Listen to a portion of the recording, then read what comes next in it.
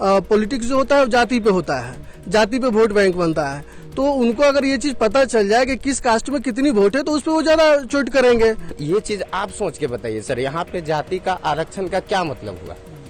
एक राजपूत जो कि बहुत ही गरीब बच्चा है, उसको 4,000 रुपया लेके शिक्षा में एडमिशन दिया जाए।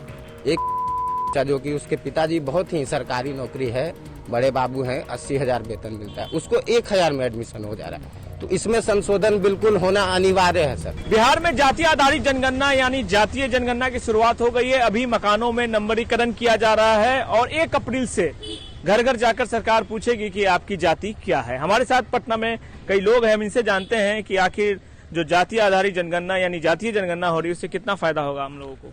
जी, सबसे पहले तो आज हमारे आध्यात्मिक गुरु स्वामी विवेकानंद जी का जन्म जयंती है। मैं उन्हें कोटि कोटि नमन करता हूँ एवं राष्ट्रीय युवा दिवस है, इसकी मैं बधाई और शुभकामनाएं देता हूँ। जहाँ तक की बात है जातीय जनगणना की, तो जातीय जनगणना हो रही है, अच्छी बात है। लेकिन इतने साल से पलटू चाचा 17 साल से थे, तो क्या 17 साल से उनको दिखा नहीं और आज उनको जातीय जनगणना दिख रहा है। स्टूडेंट इतने बेरोजगार है तो बेरोजगारी का जनगणना भी करा लीजिए कि यहाँ पे।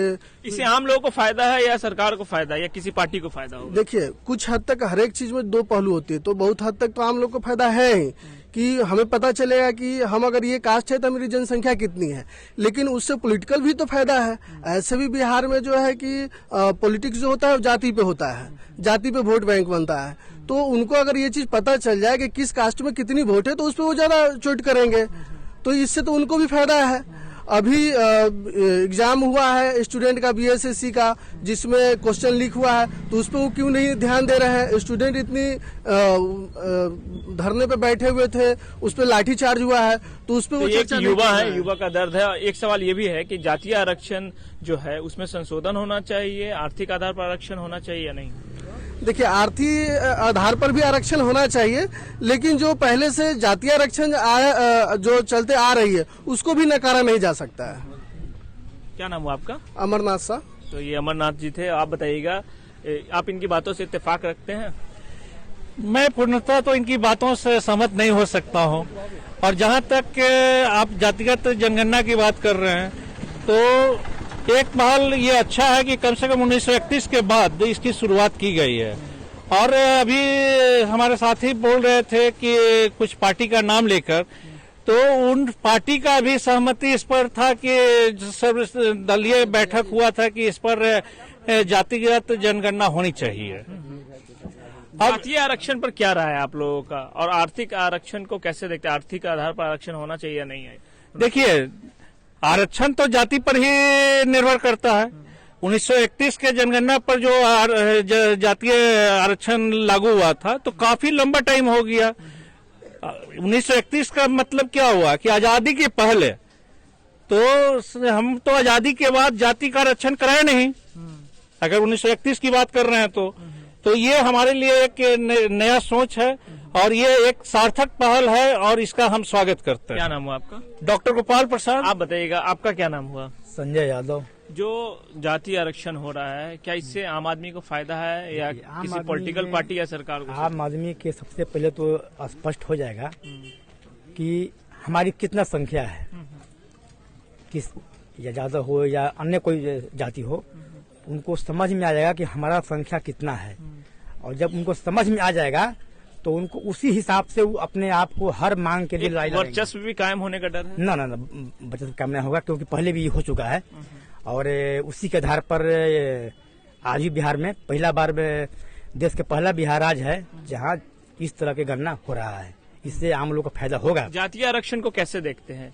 जो जातीय आरक्षण मिलता है उसमें सुधार होना चाहिए, संशोधन होना चाहिए, और आर्थिक आरक्षण को कैसे देखते हैं? आर्थिक आरक्षण बढ़िया है और जातीय आरक्षण वो भी ठीक है, लेकिन अभी का जो माहौल है उसमें आर्थिक आरक्षण चाहिए। आर्थिक आरक्षण चाहिए जी।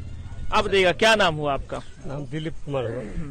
अभी जो सरकार जातीय आरक्षण करवा रही है, इससे आम लोगों को फायदा कितना है? इससे आम लोगों को बहुत फायदा है। इससे तो पहला फायदा यह है कि हर कास्ट के लोगों को पता चल जाएगा कि समाज में कितने लोग गरीब हैं, कितने लोग अमीर हैं। उस तरह से वो अपने भागीदारी के लिए आवाज उठाएगा। और ये पहला पहल इस सरकार का है कि 1931 के बाद ये पहली सरकार जो है कि इस पर पहल की है। तो हमारे सोच से जातीय जनगणना अच्छा चीज है। जातीय आरक्षण को कैसे देखते हैं? मैं बिल्कुल सही देख रहा हूँ। आर्थिक आरक्षण को? आर्थिक आरक्षण तो बात की चीज होगी। पहले जातीय जनगणना से पता चलेगा कि हमारे समाज में कितने, हर समाज के लोग की क्या आबादी है, कितनी गरीबी है, कितनी अमीर लोग हैं, उस हिसाब से फिर आर्थिक आरक्षण की बात होगी, उसको फायदा मिलेगा। तो पहले जातीय जनगणना होने के बाद ही पता चलेगा ना कि भाई हम किस समाज में कितने लोग गरीब हैं, अमीर हैं, उस हिसाब से उसको भागीदारी मिलेगी। हमारे साथ कुछ युवा हैं, अब बताइएगा जातीय जनगणना सरकार जैसा का कि सर आपने एक सवाल किया कि जाति पे जो आरक्षण मिल रही है, बहुत ही अच्छा सवाल किया। इस पे मैं बोलना चाहूंगा, आजकल आधुनिक जीवन है, सब लोग शिक्षित है, एजुकेटेड है। मैं एज अ युवा यही कहना चाह रहा हूँ कि मैं इससे सहमत नहीं हूँ। इसमें थोड़ा संशोधन चाहिए। इसलिए चाहिए कि मैं कुछ दिन पहले की बात बताता हूँ। मुझे एक राजपूत का बच्चा मिला, बहुत ही गरीब था, बहुत ही गरीब था, और वो कॉलेज में गया एडमिशन लेने। तो उसको बताया गया कि तुम तो भाई फॉरवर्ड क्लास के हो, तुम्हारा 4,000 रुपया लगेगा, ये वो। और हम देखे उसी समय और वो बहुत अमीर बाप का बेटा था। अब हुआ कि उसको वही चीज 1,000 रुपया में एडमिशन मिल जा रहा है। तो ये चीज आप सोच के बताइए सर, यहाँ पे जाति का आरक्षण का क्या मतलब हुआ? एक राजपूत जो कि बहुत ही गरीब बच्चा है, उसको 4,000 रुपया लेके शिक्षा में एडमिशन दिया जाए। बच्चा जो कि उसके पिताजी बहुत ही सरकारी नौकरी है, बड़े बाबू हैं, 80,000 वेतन मिलता है, उसको 1,000 में एडमिशन हो जा रहा है। तो इसमें संशोधन बिल्कुल होना अनिवार्य है सर, मेरे अनुसार। जातीय आरक्षण को कैसे देखते हैं? बिल्कुल, जातीय आरक्षण जो है मेरे नजर में ठीक है, अच्छी चीज है, लेकिन इसमें संशोधन चाहिए, बिल्कुल बदलाव जातीय चाहिए। जनगणना सरकार करा रही है, क्या उससे आम लोगों को फायदा है? अब देखिए, आम लोगों को फायदा होना चाहिए, है, आम लोगों को फायदा तो है। क्या नाम हुआ आपका? आरक्षण के अनुसार मुकेश कुमार नाम हुआ सर। तो ये मुकेश कुमार थे, काफी ही गंभीर विषय को इन्होंने उठाया और कहा कि जिस तरीके से इन्होंने एक कहानी बताई, जो इन्होंने देखा था उसे बताया, उसे देखकर यही लगता है कि जो आर्थिक आरक्षण है उस पर भी ध्यान देना चाहिए। क्योंकि जिस तरीके से इन्होंने ये बताया कि किस तरीके से एक बच्चा जब एडमिशन कराने पहुंचा तो उसे जाति के आधार पर नापा गया और उसे वो सुविधा, वो जो फीस है वो भरने में उसको काफी कठिनाई। हमारे साथ और भी यूथ है, हम उनसे बात करेंगे। आप लोग बताइएगा, आप लोग आइएगा, बताइएगा, खाना खाने जा रहे हैं। देखिए कुछ बताइएगा जातीय जनगणना से क्या हम लोगों को फायदा है? अभी तुरंत बताइए, बताइए क्या कुछ बताइए। नहीं हो पाएगा हमसे। आप आइए, आप इधर आइए। जातीय जनगणना सरकार करवा रही, इससे आम लोगों को फायदा है या नहीं? हमको तो नहीं लगता है कि फायदा है आम लोगों को जातीय जनगणना से। 500 करोड़ का बजट है। बजट क्या है, इससे लेना देना है। जातीय जनगणना से क्या बेनिफिट, हमको नहीं कुछ पता चल रहा कि बेनिफिट होने वाला है इससे। 1 अप्रैल से घर घर जाकर सरकार सबसे जात पूछेगी, तो ये रही पता है। करेगी हाँ किस किस जाति में कितने % लोग हैं। अब तो सरकार ही बताएगा कि क्या बेनिफिट है। अभी तक हम लोग को तो नहीं पता चल रहा है कि इससे क्या बेनिफिट होने वाला है। जातीय आरक्षण को कैसे देखते हैं आप लोग? जातीय आरक्षण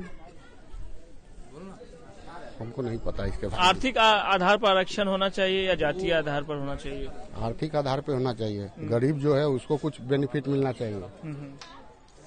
सबको देखिए, अब जो अमीर है उसको कुछ मिले या ना मिले उससे फर्क नहीं पड़ता है, और गरीब है उसको कुछ मिल जाए उससे ज्यादा बेनिफिट है। यही होना चाहिए। क्या नाम है आपका?